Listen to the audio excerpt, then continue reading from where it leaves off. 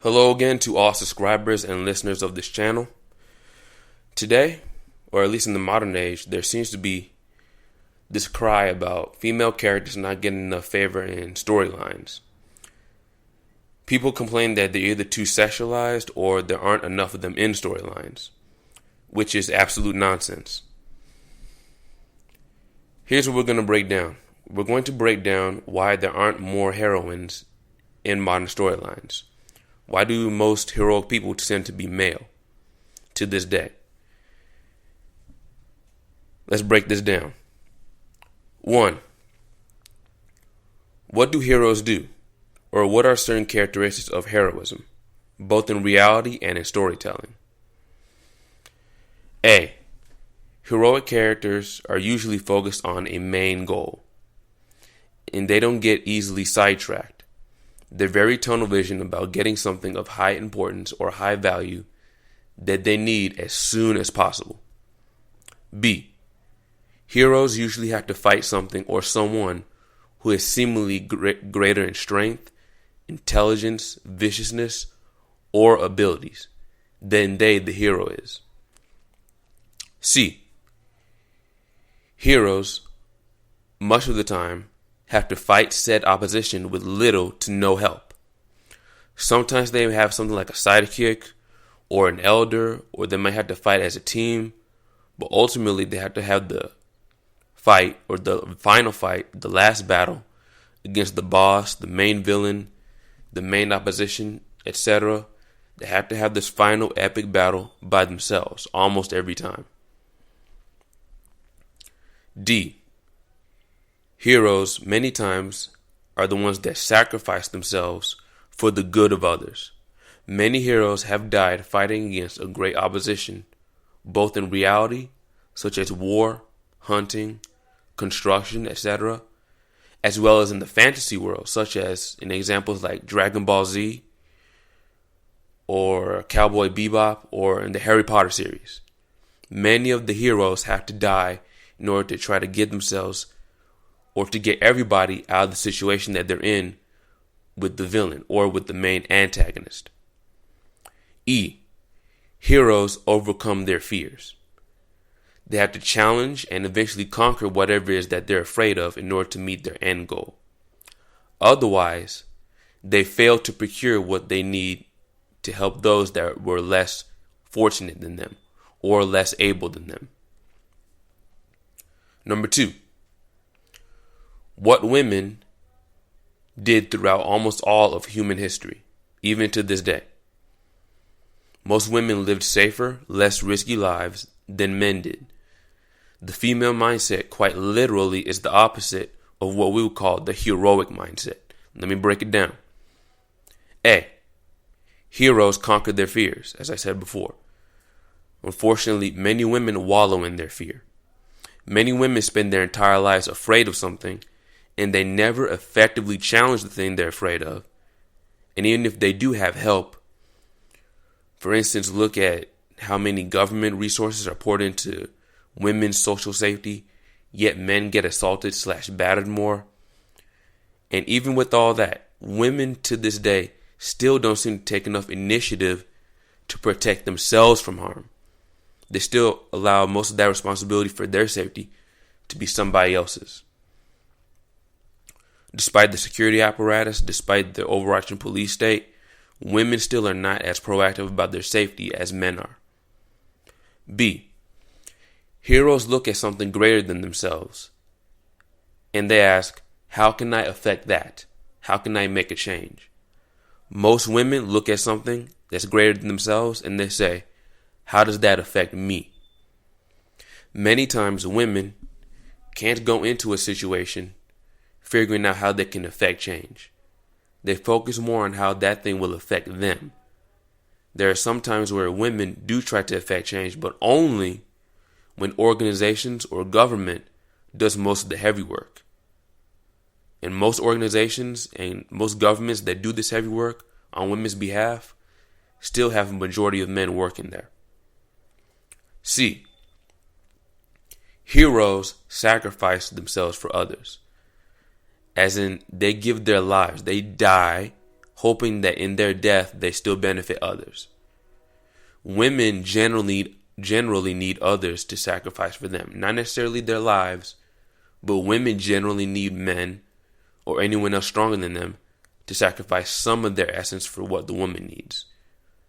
Women on average being smaller, slower, weaker, with less developed foveal vision, that's frontal vision, being able to see something directly in front of you and track the movement of objects that are directly in front of you.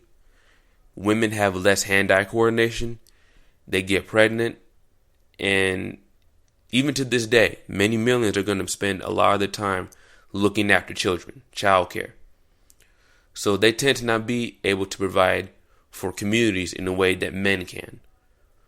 Ultimately, women are too incapable biologically and are too preoccupied with children to sacrifice themselves for others in a major way. D. Women are very afraid. Whether we call it risk averse, apprehensive, creeped out, uncomfortable, etc., women tend to be more afraid even within a safe environment. Heroes have to remain courageous. They have to fight their fears. They have to conquer what they're afraid of, even in the most hostile environments. So why are there less heroines? Number 3. So because someone who is heroic must be focused on a goal, the hero has to fight. They have to commit to the fight with little odds of winning. The hero must conquer their fear, and they must sacrifice themselves for others in many instances. Whereas the vast majority of women throughout most of human history didn't have to conquer their fears. They had no need to, since someone else was going to be having that responsibility instead. Usually men. They did not directly try to change the world around them. They didn't sacrifice for others, or if they did, it was nowhere near on the scale that men had to. Women generally are more afraid than men are, even when they don't have to be. And most women spend their lives being protected, provided for, hunted for, and sacrificed for by men. This caused most women to not have the giant heroic experiences. This is why heroines are rare, both in fantasy and reality, both in fact and in fiction. Again, I've said this before. I believe I said this in the first part 1. The story of the hero is basically an exaggeration of the duties or the responsibility of the male human being. Duties that hundreds of millions of men had to commit to for nearly 100,000 years or more. And again, if you look at what men had to do throughout most of human history and look at the general archetype of a hero, lots of parallels. Lots and lots of parallels. Again, the hero's journey is an exaggeration of a man's duty throughout most of human history. Let that sink in. 4. The problem with many modern heroines and storylines is this. Here's the problem with many heroines. They seem a little too invincible. They win too much. They seem to get too much of a reward, but they never go through enough risk or suffer enough losses. There are too many examples of heroines flawlessly defeating every enemy with ease. Now, I haven't seen the Star Wars film yet. I'm going to try to see it at some point. But a lot of people say that Rey's character is very much like this. She seems almost like a Mary Sue kind of character. A little bit too powerful, a little bit too perfect. Xena-Warrior Princess had this problem in some episodes, I remember, where it's like she's defeating everybody a little bit too easily. It's like she should have more of a struggle. Her character was still awesome, don't get me wrong, but there were times where it's like, they could have wrote that differently. Another example that I haven't seen myself, but I've heard this being said about the character by people who have seen it. Katniss Everdeen in the Hunger Games series. Again, there's times where she seems a little too perfect. Things seem a little bit too much in her favor. These and many more seem to fall into this boat of having a situation be too much in their favor or them not suffering a big loss throughout the plot. So the heroine is either actually kind of awesome, but still a little bit underplayed. They could have been better, but the writing kept them being more awesome than they could have been. Or, even worse, the female character, tends to be somewhat boring or predictable. Or so many people have said. In other words, people want a heroine to be a badass like a hero. Yet she's overly protected in the writing by certain actions and events. Sorry, that doesn't work. You cannot protect the main protagonist. The more they're protected, the less they can achieve. The less they can achieve, the less we feel for them. The less we feel for them, the less heroines will be in these storylines, and the less heroines we have in media. So either we're not going to have as many, or we'll have them, but people are not just going to feel for them as much. A universal duality. The risk and the reward. Writers seem stuck on giving heroines rewards but with little to no risk, and also giving her next to no failures throughout the storyline. This is part of the reason why there will never be as many heroines as heroes, and why heroines just don't seem to be as compelling. Number 5. If you want more compelling heroines, if you want to give them the same level of awesomeness as if you give the heroes, you must give her a balance of risk and reward throughout the storyline. Heroines must take risks, big risks, to take down the villain. Heroines must fight a really monster villain. A villain that's strong, intelligent, formidable, etc. Heroines must fight this foe by themselves, or with very strategically written help from other characters. Heroines must lose, and at times they must fail. Sometimes heroines must die, just like heroes die. Heroines must sacrifice themselves for others after giving it their all against the enemy, against the villain, against the antagonist. Heroines must be treated throughout a storyline exactly like heroes. The only problem is because heroism is so intrinsically a male activity, ingrained in our subconscious minds as humans, it's very difficult to this day to really give a heroine the same treatment as a hero in a storyline. Our biology, as human beings, our subconscious minds, want only men to take risks, not women. So it's very hard to create a heroine that goes against this mindset that seems to be locked into us for the 100 to 200,000 years we've been on this planet. But if this is done correctly, heroines will have the same prominence as heroes.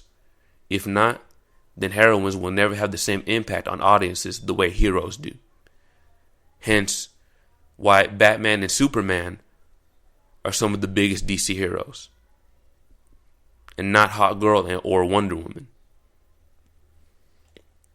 even though all of them are awesome. In conclusion, people seriously need to start studying real history and anthropology.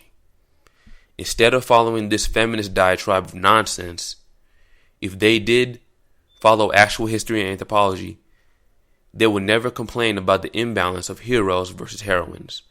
They would recognize that heroes being written better than heroines is going to happen. And they have to accept that heroes' story ultimately is a man's story. Heroic stories are very, very masculine if you look at the symbology and the psychology of what's going on in the situation. Now, if they want to change that in the storyline, then they should learn how to write a story. Create a strong heroine and make sure she's written to be a compelling character who is just as interesting and compelling as her male counterparts. This will be far more effective than complaining about the lack of heroines in stories. And that's all I've got to say. That's the end of part 2. Please stay tuned for the third and final installment, which will be uploaded a little bit later, maybe this weekend. That's all for now. Please like and subscribe for more. I'm out. Peace.